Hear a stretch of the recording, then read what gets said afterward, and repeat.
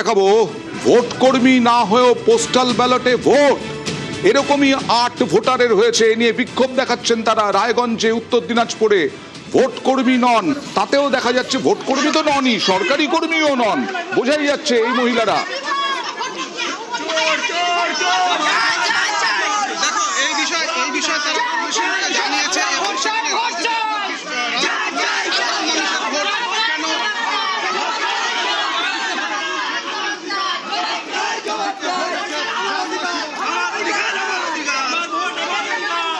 কথা বলবো মুক্তার সঙ্গে। মুক্তা, পোস্টাল ব্যালটে ভোট হয়ে গেল এই সব মহিলার, এরা তো ভোট কর্মী ননই, এরা তো সরকারি কর্মীও নন, দেখেই বোঝা যাচ্ছে।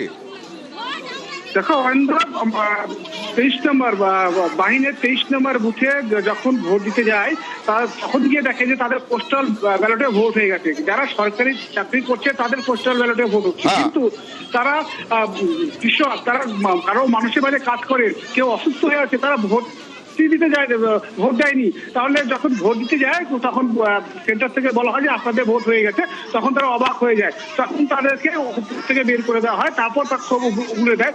তাদের অভিযোগ, আমরা কেউ অসুস্থ, কেউ অন্যের বাড়িতে কাজ করে, আমাদের পোস্টাল ভোট হবে কি করে, সেই প্রশ্ন কিন্তু তারা তুলছে।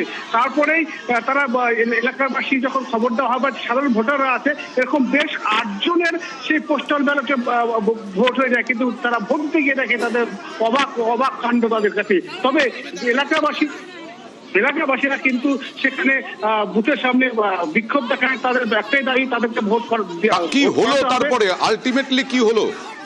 তারপরে সেক্টর অফিসার সেই ঘটনাস্থলে পৌঁছে তারপরে তাদেরকে 8 জনকে ভোট দেওয়ার আশ্বাস দেয় এবং তাদেরকে নিয়ে গিয়ে পরবর্তীতে ভোট দেওয়ার ব্যবস্থা করা দেয়। ওকে, তারা ভোট দিতে পারলেন, এদিকে তাদের পোস্টাল ব্যালটে ভোট হয়ে গেল। কি করে হয়ে গেল কেউ জানে না।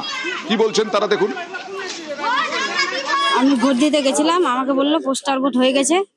ওরা বললো নাকি, বলে তোমার ভোট হবে না, ভোট বলে হয়ে গেছে। তা আমি ভোট দিই নাই, আমি নিজের ভোট নিজে দেবো, আমি এটা চাই, এটা আমার বিচার চাই।